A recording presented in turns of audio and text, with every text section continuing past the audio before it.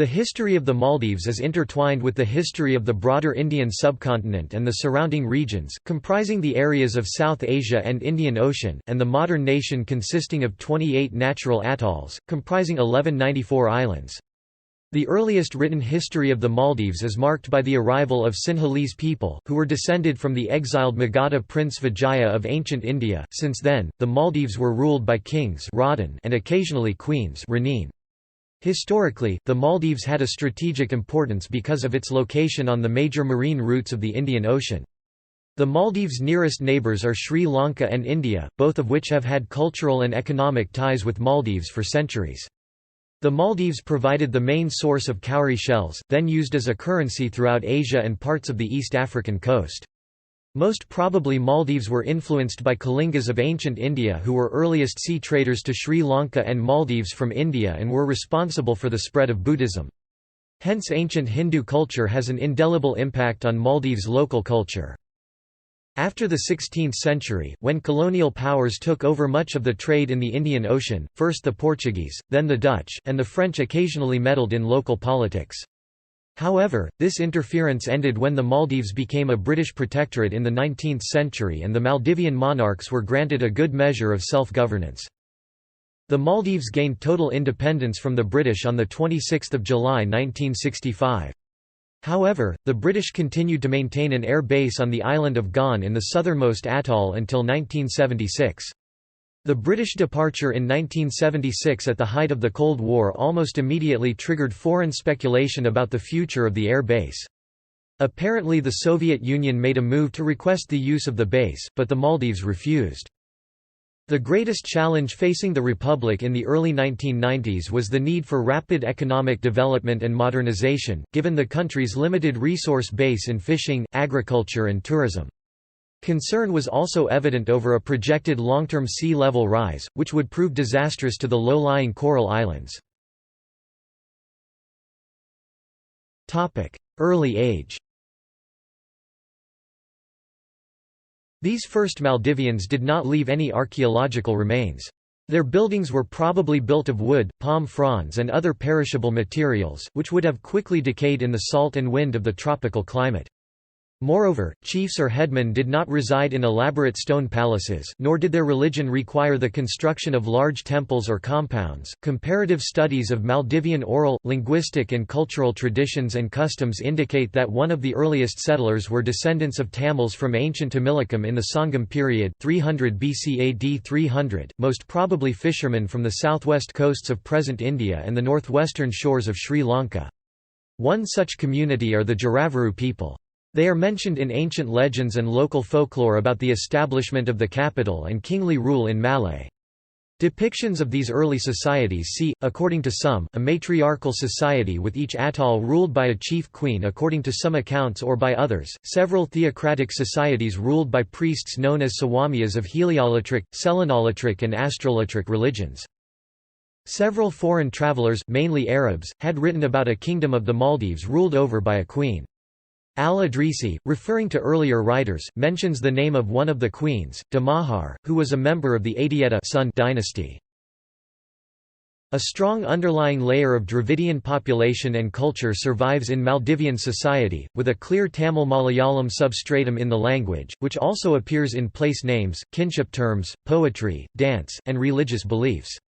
Malabari seafaring culture led to Malayali settling of the Laccadives, and the Maldives were evidently viewed as an extension of that archipelago. Some argue from the presence of Jat, Gujar titles and Gotra names that Sindhis also accounted for an early layer of migration. Seafaring from Dabal began during the Indus Valley Civilization. The Jatakas and Puranas show abundant evidence of this maritime trade. The use of similar traditional boat building techniques in northwestern South Asia and the Maldives, and the presence of silver punch mark coins from both regions, gives additional weight to this. There are minor signs of Southeast Asian settlers, probably some adrift from the main group of Austronesian reed boat migrants that settled Madagascar. The earliest written history of the Maldives is marked by the arrival of Sinhalese people, who were descended from the exiled Magadha Prince Vijaya from the ancient city known as Sinapura in northeast India. He and his party of several hundred landed in Sri Lanka and some in the Maldives circa 543 to 483 BC. According to the Mahavansa, one of the ships that sailed with Prince Vijaya, who went to Sri Lanka around 500 BC, went adrift and arrived at an island called Mahiladvipaka, which is being identified with the Maldives. It is also said that at that time, the people from Mahiladvipaka used to travel to Sri Lanka. Their settlement in Sri Lanka and the Maldives marks a significant change in demographics and the development of the Indo-Aryan language Divehi, which is most similar in grammar, phonology, and structure to Sinhala, and especially to the more ancient Elu Prakrit, which has less Pali. Alternatively, it is believed that Vijaya and his clan came from western India, a claim supported by linguistic and cultural features, and specific descriptions in the epics themselves, e.g. that Vijaya visited Barakacha Bharuch in Gujarat in his ship on the voyage down south. Philostorgius, a Greek historian of late antiquity, wrote of a hostage among the Romans, from the island called Diva, which is presumed to be the Maldives, who was baptized Theophilus. Theophilus was sent in the 350s to convert the Himyarites to Christianity, and went to his homeland from Arabia. He returned to Arabia, visited Aksum, and settled in Antioch. Buddhist period. Despite being just mentioned briefly in most history books, the 1,400-year-long Buddhist period has a foundational importance in the history of the Maldives. It was during this period that the culture of the Maldives as we now know it both developed and flourished. The Maldivian language, the first Maldives scripts, the architecture, the ruling institutions, the customs and manners of the Maldivians originated at the time when the Maldives were a Buddhist kingdom. Before embracing Buddhism as their way of life, Maldivians had practiced an ancient form of Hinduism, ritualistic traditions known as Srauta, in the form of venerating the Surya. The ancient ruling caste were of Adita or Suryavanshi origins. Buddhism probably spread to the Maldives in the 3rd century BC, at the time of Asoka. Nearly all archaeological remains in the Maldives are from Buddhist stupas and monasteries, and all artifacts found to date display characteristic Buddhist iconography. Buddhist and Hindu temples were mandala-shaped, they are oriented according to the 4 cardinal points, the main gate being towards the east. Since building space and materials were scarce, Maldivians constructed their places of worship on the foundations of previous buildings. The ancient Buddhist stupas are called Havita, Hadali, or Ustubu by the Maldivians according to the different atolls. These stupas and other archaeological remains, like foundations of Buddhist buildings vihara, compound walls and stone baths, are found on many islands of the Maldives. They usually lie buried under mounds of sand and covered by vegetation. Local historian Hassan Ahmed Maniku counted as many as 59 islands with Buddhist archaeological sites in a provisional list he published in 1990. The largest monuments of the Buddhist era are in the islands fringing the eastern side of Hadhunmati Atoll. In the early 11th century, the Minicoy and Thiladhunmati, and possibly other northern atolls, were conquered by the medieval Chola Tamil Emperor Raja Chola I, thus becoming a part of the Chola Empire. Unification of the archipelago is traditionally attributed to King Koimala.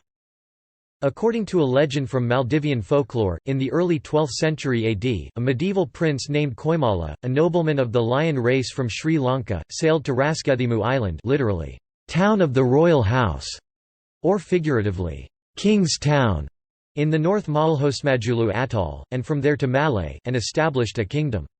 By then, the Adieta Sun dynasty, the Suryavanshi ruling caste, had for some time ceased to rule in Malay, possibly because of invasions by the Cholas of southern India in the 10th century. Koimala Kalu, Lord Koimala, who reigned as King Manabarana, was a king of the Homa lunar dynasty, the Chandravanshi ruling caste, which some historians call the House of Thimuj. The Homa lunar dynasty sovereigns intermarried with the Adita Sun dynasty. This is why the formal titles of Maldive kings until 1968 contained references to Kula Suda Ira, which means, descended from the moon and the sun. No official record exists of the Adieta dynasty's reign. Since Koimala's reign, the Maldive throne was also known as the Singgasana lion throne. Before then, and in some situations since, it was also known as the Saridali's ivory throne. Some historians credit Koimala with freeing the Maldives from Chola rule. The first archaeological study of the remains of early cultures in the Maldives began with the work of H.C.P. Bell, a British commissioner of the Ceylon Civil Service. Bell was first ordered to the islands in late 1879. He returned twice to the Maldives to investigate ancient ruins. He studied the ancient mounds, called Havita or Ustubu. These names are derived from Chaitya and Stupa Divehi, Havita by the Maldivians, which are found on many of the atolls. Early scholars like H.C.P. Bell, who resided in Sri Lanka most of his life, claim that Buddhism came to the Maldives from Sri Lanka and that the ancient Maldivians had followed Theravada Buddhism. Since then, new archaeological discoveries point to Mahayana and Vajrayana Buddhist influences, which are likely to have come to the islands straight from the subcontinent. An urn discovered in Malus Ari Atoll in the 1980s has a Vishvavajra inscribed with Proto-Bengali script. This text was in the same script used in the ancient Buddhist centers of learning in Nalanda and Vikramashila. There is also a small Porite stupa in the museum where the directional Dhyani Buddhas are etched in its 4 cardinal points as in the Mahayana tradition. Some coral blocks with fearsome heads of guardians are also displaying Vajrayana iconography. All these relatively recent archaeological discoveries are today exhibited in a side room of the small National Museum in Male along with other artifacts. Buddhist remains have been also found in Minicoy Island, then part of the Maldive Kingdom, by the Archaeological Survey of India in the latter half of the 20th century. Among these remains a Buddha head and stone foundations of a vihara deserve special mention. In the mid-1980s, the Maldivian government allowed the popular Norwegian explorer Thor Heyerdahl to excavate ancient sites. Despite the clear evidence that all the ancient ruins in Maldives are Buddhist, Heyerdahl claimed that early sun-worshipping seafarers, called the Redden, first settled on the islands.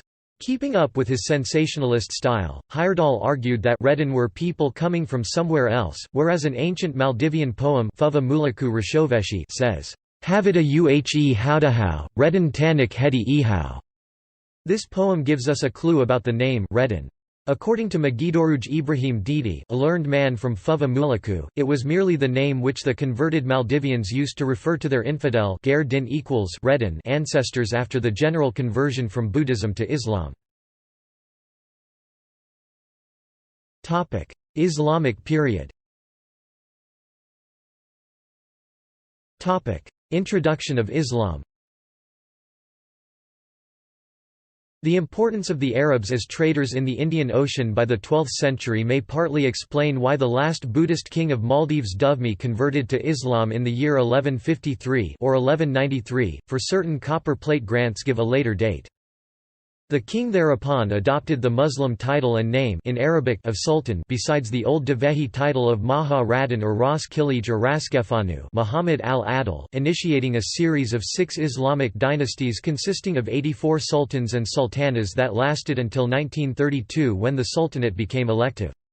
The formal title of the sultan up to 1965 was, Sultan of Land and Sea, Lord of the 12,000 Islands and Sultan of the Maldives, which came with the style Highness. The person traditionally deemed responsible for this conversion was a Sunni Muslim visitor named Abu al-Barakat. His venerated tomb now stands on the grounds of Hukuru Mosque in the capital Malé. Built in 1656, this is the oldest mosque in Maldives. Following the Islamic concept that before Islam there was the time of Jahiliyyah ignorance, in the history books used by Maldivians the introduction of Islam at the end of the 12th century is considered the cornerstone of the country's history. Compared to the other areas of South Asia, the conversion of the Maldives to Islam happened relatively late. Arab traders had converted populations in the Malabar coast since the 7th century, and the Arab invader Muhammad bin Qasim had converted large swaths of Sindh to Islam at about the same time. The Maldives remained a Buddhist kingdom for another 500 years, perhaps the southwesternmost Buddhist country, until the conversion to Islam. The document known as Danbidu Lomafanu gives information about the suppression of Buddhism in the southern Hadhunmati Atoll, which had been a major center of that religion. Monks were taken to Male and beheaded. The Seshahirudallu, the Chatravali or Chatriyashti crowning a stupa, were broken to disfigure the numerous stupasm, and the statues of Vairocana, the transcendent Buddha of the Middle World region, were destroyed. Arab interest in Maldives also was reflected in the residence there in the 1340s of Ibn Battuta. The well-known North African traveller wrote how a Moroccan, one Abu Barakat the Berber, was believed to have been responsible for spreading Islam in the islands, reportedly convincing the local king after having subdued Rana Mary, a demon coming from the sea. Even though this report has been contested in later sources, it does explain some crucial aspects of Maldivian culture. For instance, historically Arabic has been the prime language of administration there, instead of the Persian and Urdu languages used in the nearby Muslim states. Another link to North Africa was the Maliki school of jurisprudence, used throughout most of North Africa, which was the official one in the Maldives until the 17th century. Some scholars have suggested the possibility of Ibn Battuta misreading Maldive texts, and have posited another scenario where this Abu Barakat might have been a native of Berbera, a significant trading port on the northwestern coast of Somalia. This scenario would also help explain the usage of the Arabic language and the predominance of the Maliki school on the islands. Another interpretation, held by the more reliable local historical chronicles, Radavalhi and Tariq, is that Abu Barakat was an Iranian from Tabriz called Yusuf Shamsuddin, also locally known as Tabrizagefanu. The much venerated tomb of this saint now stands opposite the grounds of Hukuru Miski, in the center of Malé.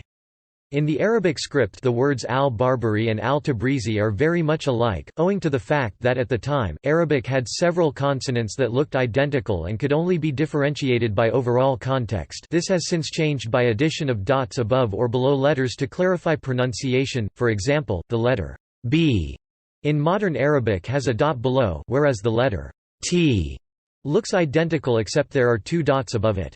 The first reference to an Iranian origin dates to an 18th-century Persian text. Cowrie shells and coir trade. Inhabitants of the Middle East became interested in Maldives due to its strategic location. Middle Eastern seafarers had just begun to take over the Indian Ocean trade routes in the 10th century and found Maldives to be an important link in those routes. The Maldives was the first landfall for traders from Basra, sailing to Sri Lanka or Southeast Asia. Bengal was one of the principal trading partners of the Maldives.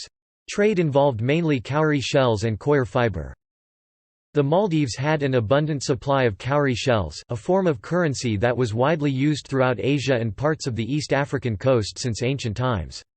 Shell currency imported from the Maldives was used as legal tender in the Bengal Sultanate and Mughal Bengal, alongside gold and silver. The Maldives received rice in exchange for cowrie shells. The Bengal-Maldives cowrie shell trade was the largest shell currency trade network in history.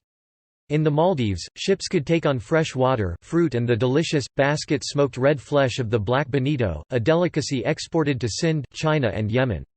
The people of the archipelago were described as gentle, civilized and hospitable. They produced brass utensils as well as fine cotton textiles, exported in the form of sarongs and turban lengths. These local industries must have depended on imported raw materials. The other essential product of the Maldives was coir, the fiber of the dried coconut husk. Cured in pits, beaten, spun and then twisted into cordage and ropes, coir's salient quality is its resistance to saltwater. It stitched together and rigged the dhows that plied the Indian Ocean. Maldivian coir was exported to Sind, China, Yemen, and the Persian Gulf. "It is stronger than hemp," wrote Ibn Battuta, "and is used to sew together the planks of Sindhi and Yemeni dhows, for this sea abounds in reefs, and if the planks were fastened with iron nails, they would break into pieces when the vessel hit a rock. The coir gives the boat greater elasticity, so that it doesn't break up."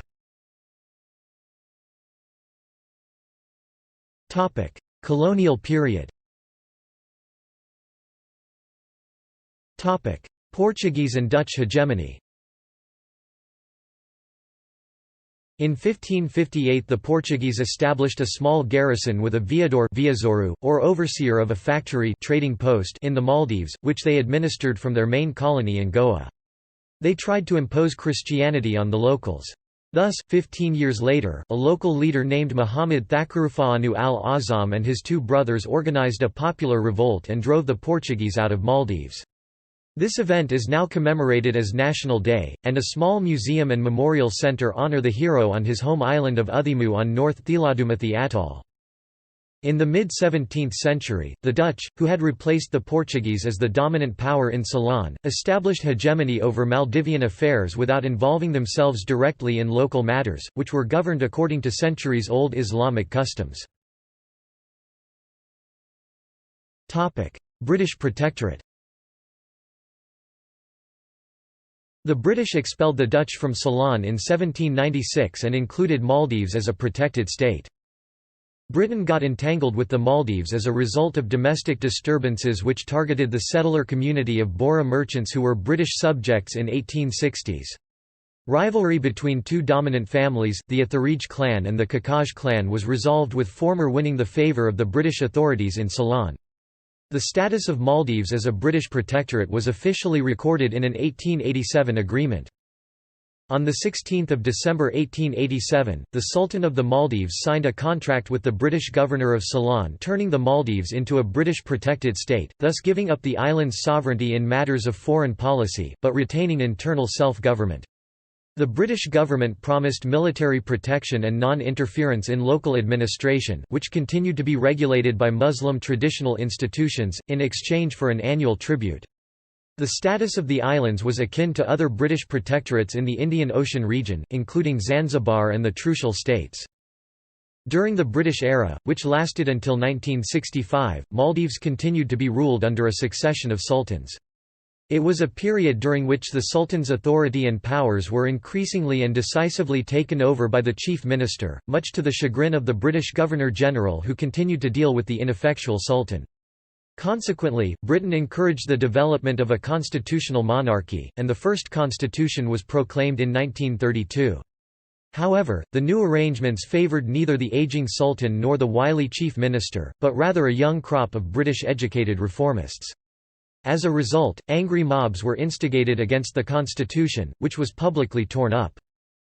The Maldives were only marginally touched by the Second World War. The Italian auxiliary cruiser Ram I was sunk off Adu Atoll in 1941. After the death of Sultan Majid Didi and his son, the members of the parliament elected Muhammad Amin Didi as the next person in line to succeed the sultan. But Didi refused to take up the throne. So, a referendum was held and Maldives became a republic, with Amin Didi as first elected president, having abolished the 812-year-old sultanate. While serving as prime minister during the 1940s, Didi had nationalized the fish export industry. As president, he is remembered as a reformer of the education system and a promoter of women's rights. Yet, while he was in Ceylon for medical treatment, a revolution was brought by the people of Malay, headed by his deputy Velanagi Ibrahim Didi. When Amin Did returned, he was confined to Dunidhu Island. He escaped to Malay and tried to take control of Bandaraj, but was beaten by an angry mob and died soon after. After the fall of President Muhammad Amin Didi, a referendum was held and 98% of the people voted in favor of restoration of the monarchy, so the country was again declared a sultanate. A new People's Majlis was elected, as the former had been dissolved after the end of the revolution. The members of the Special Majlis decided to take a secret vote to elect a sultan, and Prince Muhammad Farid Didi was elected as the 84th sultan in 1954. His first prime minister was Egamugi Ibrahim Ali Didi, later Ibrahim Famuladhari Khalaj. On the 11th of December 1957, the prime minister was forced to resign and Velanaji Ibrahim Nasir was elected as the new prime minister the following day. British military presence and Suvadiv secession. Beginning in the 1950s, political history in Maldives was largely influenced by the British military presence in the islands. In 1954, the restoration of the Sultanate perpetuated the rule of the past. 2 years later, the United Kingdom obtained permission to re-establish its wartime Raf Gan airfield in the southernmost Adu Atoll, employing hundreds of locals. Maldives granted the British a 100-year lease on Gan that required them to pay £2,000 a year, as well as some 440,000 square metres on Hitadu for radio installations. This served as a staging post for British military flights to the Far East in Australia, replacing RAF Moripur in Pakistan, which had been relinquished in 1956. In 1957, however, the new Prime Minister, Ibrahim Nasir, called for a review of the agreement in the interest of shortening the lease and increasing the annual payment, and announced a new tax on boats. But Nasir was challenged in 1959 by a local secessionist movement in the three southernmost atolls that benefited economically from the British presence on Gan. This group cut ties with the Maldives government and formed an independent state, the United Suvadiv Republic, with Abdullah Afif as president and Hithadhu as capital. The short-lived state 1959–63 had a combined population of 20,000 inhabitants scattered over Huvadu, Adu and Fua Muluku. Afif pleaded for support and recognition from Britain in the edition of 25 May 1959 of the Times of London. Instead, the initial British measure of lukewarm support for the small breakaway nation was withdrawn in 1961, when the British signed a treaty with the Maldive Islands without involving Afif. Following that treaty, the Suvadives had to endure an economic embargo. In 1962, Nasir sent gunboats from Malé with government police on board to eliminate elements opposed to his rule. 1 year later, the Suvadive Republic was scrapped and Abdullah Afif went into exile to the Seychelles, where he died in 1993. Meanwhile, in 1960 the Maldives had allowed the United Kingdom to continue to use both the Ghan and the Hitadu facilities for a 30-year period, with the payment of £750,000 over the period of 1960 to 1965 for the purpose of Maldives' economic development. The base was closed in 1976 as part of the larger British withdrawal of permanently stationed forces east of Suez initiated by Labour government of Harold Wilson. Independence. On 26 July 1965, Maldives gained independence under an agreement signed with United Kingdom. The British government retained the use of the Ghan and Hitadu facilities. In a national referendum in March 1968, Maldivians abolished the Sultanate and established a republic. In line with the broader British policy of decolonisation, on 26 July 1965 an agreement was signed on behalf of His Majesty the Sultan by Ibrahim Nasir Ranabandari Khalaj, Prime Minister, and on behalf of Her Majesty the Queen by Sir Michael Walker, British Ambassador-designate to the Maldive Islands, which ended the British responsibility for the defence and external affairs of the Maldives. The islands thus achieved full political independence, with the ceremony taking place at the British High Commissioner's residence in Colombo. After this, the Sultanate continued for another 3 years under Muhammad Farid Didi, who declared himself king rather than sultan. On 15 November 1967, a vote was taken in Parliament to decide whether the Maldives should continue as a constitutional monarchy or become a republic. Of the 44 members of Parliament, 40 voted in favour of a republic. On 15 March 1968, a national referendum was held on the question, and 93.34% of those taking part voted in favour of establishing a republic. The republic was declared on the 11th of November 1968, thus ending the 853-year-old monarchy, which was replaced by a republic under the presidency of Ibrahim Nasir, the former prime minister. As the king had held little real power, this was seen as a cosmetic change and required few alterations in the structures of government. Nasir presidency. The Second Republic was proclaimed in November 1968 under the presidency of Ibrahim Nasir, who had increasingly dominated the political scene. Under the new constitution, Nasir was elected indirectly to a 4-year presidential term by the Majlis legislature and his candidacy later ratified by referendum. He appointed Ahmed Zaki as the new prime minister. In 1973, Nasir was elected to a second term under the constitution as amended in 1972, which extended the presidential term to 5 years and which also provided for the election of the prime minister by the Majlis. In March 1975, newly elected Prime Minister Zaki was arrested in a bloodless coup and was banished to a remote atoll. Observers suggested that Zaki was becoming too popular and hence posed a threat to the Nasir faction. During the 1970s, the economic situation in Maldives suffered a setback when the Sri Lankan market for Maldives' main export of dried fish collapsed. Adding to the problems was the British decision in 1975 to close its airfield on Ghan. A steep commercial decline followed the evacuation of Ghan in March 1976. As a result, the popularity of Nasir's government suffered. Maldives' 20-year period of authoritarian rule under Nasir abruptly ended in 1978 when he fled to Singapore. A subsequent investigation claimed that he had absconded with millions of dollars from the state treasury. However, there has been no evidence so far, and as a result it was believed that this was a propaganda act of the new government to get popularity and support among the citizens. Nasir is widely credited with modernizing the long isolated and nearly unknown Maldives and opening them up to the rest of the world, including by building the first international airport, Malé International Airport, 1966, and bringing the Maldives to United Nations membership. He laid the foundations of the nation by modernizing the fisheries industry with mechanized vessels and starting the tourism industry, the two prime drivers of today's Maldivian economy. He was credited with many other improvements such as introducing an English-based modern curriculum to government-run schools and granting vote to Maldivian women in 1964. He brought television and radio to the country with formation of Television Maldives and Radio Maldives for broadcasting radio signals nationwide. He abolished Varu, a tax on the people living on islands outside Malé. Tourism in the Maldives began to be developed by the beginning of the 1970s. The first resort in the Maldives was Kurumba Maldives, which welcomed the first guests on 3 October 1972. The first accurate census was held in December 1977 and showed 142,832 persons residing in Maldives.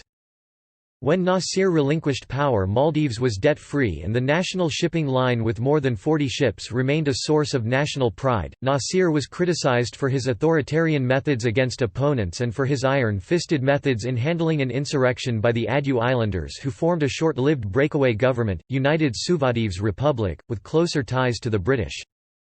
Nasir's hasty introduction of the Latin alphabet Malay Latin in 1976 instead of local Thana script, reportedly to allow for the use of telex machines in the local administration, was widely criticized. Clarence Maloney, a Maldives-based U.S. anthropologist, lamented the inconsistencies of the Divehi Latin, which ignored all previous linguistic research on the Maldivian language and did not follow the modern standard Indic transliteration.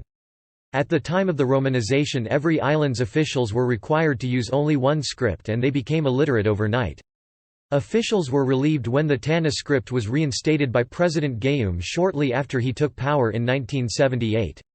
However, Malay Latin continues to be widely used. Gayoom presidency.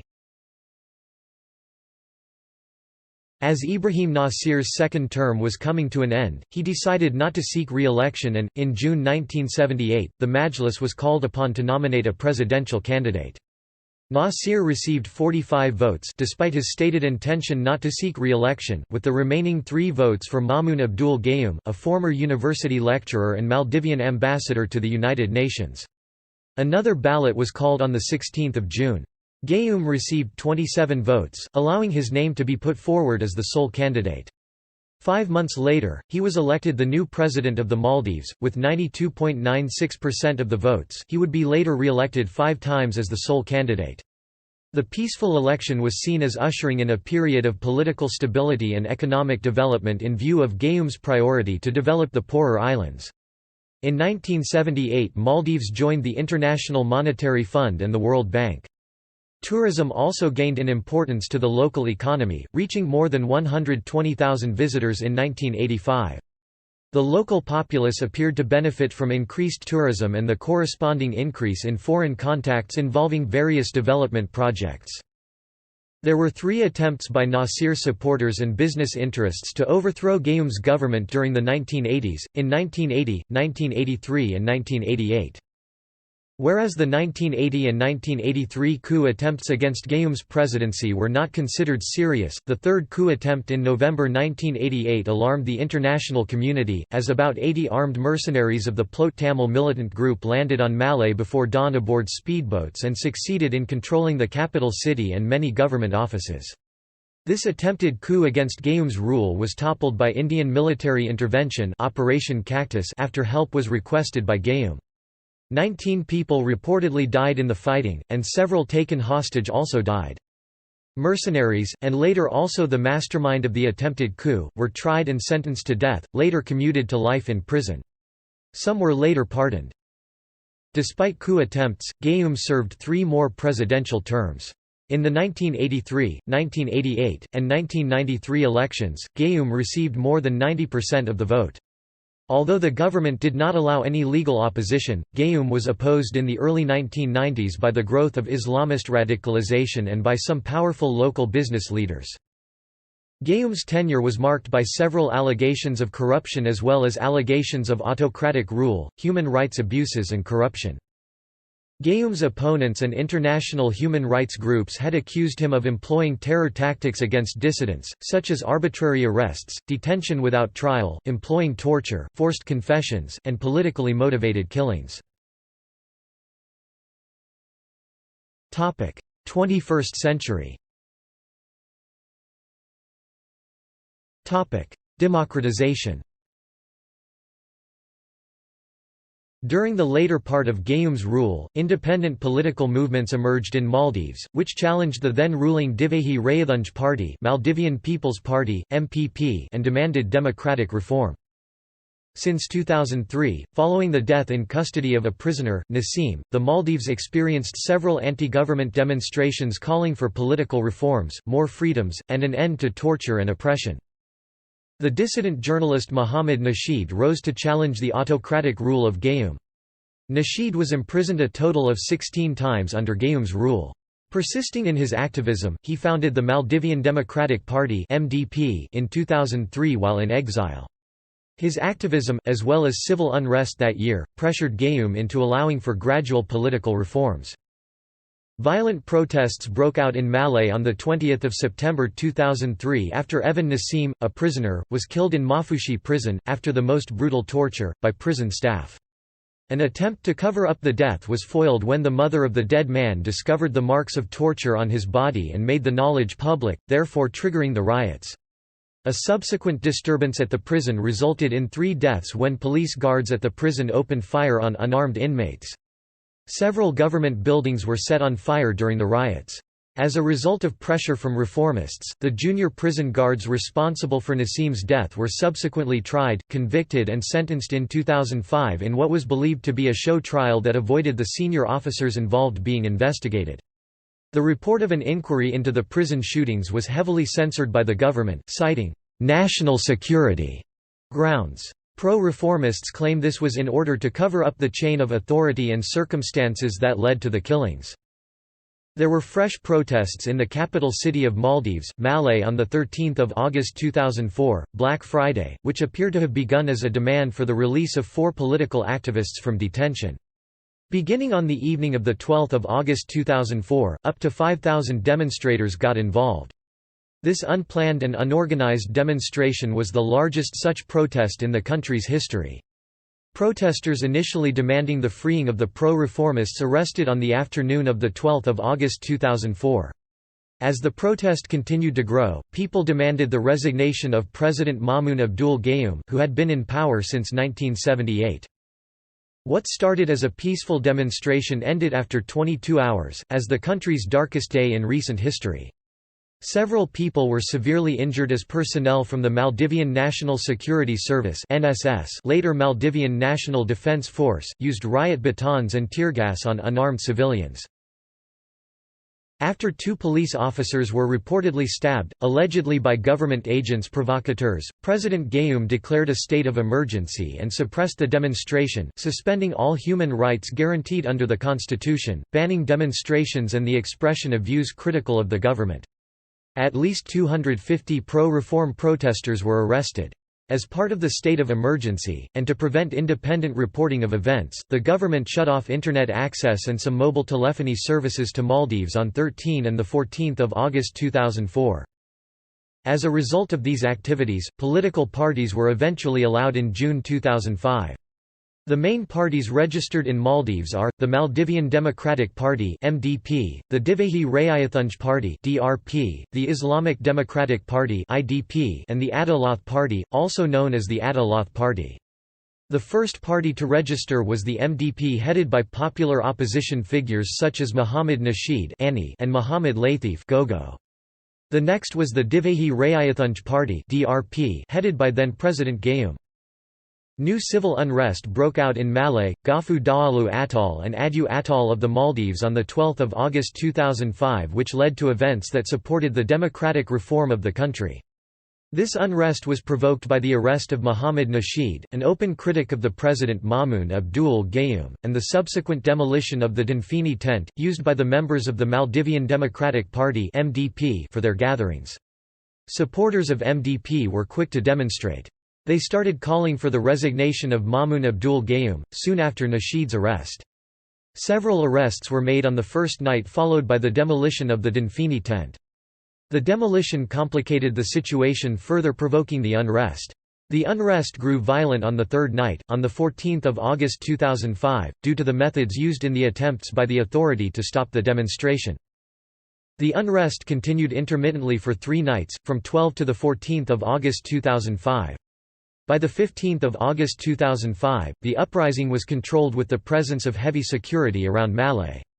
Almost a fourth of the city had to be cordoned off during the unrest. Tsunami impact. On 26 December 2004, following the 2004 Indian Ocean earthquake, the Maldives were devastated by a tsunami. Only 9 islands were reported to have escaped any flooding, while 57 islands faced serious damage to critical infrastructure, 14 islands had to be totally evacuated, and 6 islands were destroyed. A further 21 resort islands were forced to close because of serious damage. The total damage was estimated at more than $400 million, or some 62% of the GDP. 102 Maldivians and 6 foreigners reportedly died in the tsunami. The destructive impact of the waves on the low-lying islands was mitigated by the fact there was no continental shelf or land mass upon which the waves could gain height. The tallest waves were reported to be 14 feet (4.3 meters) high. Nasheed presidency. The protest movements brought about significant change in political structure. A new constitution was ratified in August 2008, paving the way for the country's first multi-party presidential election 2 months later. Standing as the DRP candidate, Gayoom lost in the election's second round, in which he received 45.75% of the vote against 54.25% for his opponents. MDP's presidential candidate Mohamed Nasheed accordingly succeeded Gayoom as president on the 11th of November 2008, with Gaumi Ittihad's candidate Mohamed Wahid Hassan in the new post of vice president. The 2009 parliamentary election saw the Maldivian Democratic Party of President Nasheed receive the most votes with 30.81%, gaining 26 seats, although Gayoom's MPP, with 24.62% of the vote, received the most seats, 28. The government of President Mohamed Nasheed faced many challenges, including the huge debt left by the previous government, the economic downturn following the 2004 tsunami, overspending by means of overprinting of local currency rufiya during his regime, unemployment, corruption, and increasing drug use. Taxation on goods was imposed for the first time in the country, and import duties were reduced in many goods and services. Social welfare benefits were given to those above 65 years of age, single parents, and those with special needs. On 10 November 2008, Nasheed announced an intent to create a sovereign wealth fund with money earned from tourism that could be used to purchase land elsewhere for the Maldives people to relocate should rising sea levels due to climate change inundate the country. The government reportedly considered locations in Sri Lanka and India due to cultural and climate similarities, and as far away as Australia. An October 2009 cabinet meeting was held underwater. Ministers wore scuba gear and communicated with hand signals to publicize to the wider world the threat of global warming on the low-lying islands of the Maldives. A series of peaceful protests that broke out in the Maldives on 1 May 2011. They would continue, eventually escalating into the resignation of President Mohamed Nasheed in disputed circumstances in February 2012. Demonstrators were protesting what they considered the government's mismanagement of the economy and were calling for the ouster of President Mohamed Nasheed. The main political opposition party in the country, the Divehi Rayathunj Party, Maldivian People's Party, led by former President Mamun Abdul Gayoom, accused President Nasheed of talking about democracy but not putting it into practice. The primary cause for the protests was rising commodity prices and a poor economic situation in the country. Wahid presidency. Nasheed resigned on 7 February 2012 following weeks of protests after he ordered the military to arrest Abdullah Mohammed, the Chief Justice of the Criminal Court, on 16 January. Maldives police joined the protesters after refusing to use force on them and took over the state-owned television station, forcibly switching the broadcast opposition party leader Maumoon Abdul Gayoom's call for people to come out to protest. The Maldives army then clashed with police and other protesters who were with the police. All this time no one of the protester tried to invade any security facility including headquarters of MNDF. The Chief Justice was released from detention after Nasheed resigned from his post. Vice President Mohammad Wahid Hassan Manik was sworn as the new president of Maldives. Former President Nasheed's supporters clashed with the security personnel during a rally on 12 July 2012, seeking ouster of President Wahid. Nasheed stated the following day that he was forced out of office at gunpoint, while Wahid supporters maintained that the transfer of power was voluntary and constitutional. A later British Commonwealth meeting concluded that it could not determine conclusively the constitutionality of the resignation of President Nasheed, but called for an international investigation. The Maldives National Commission of Inquiry, appointed to investigate the matter, found that there was no evidence to support Nasheed's version of events. Many countries, including the United States and the United Kingdom, were quick to abandon Nasheed, instead endorsing his successor. The United States backtracked in late 2012 in response to widespread criticism.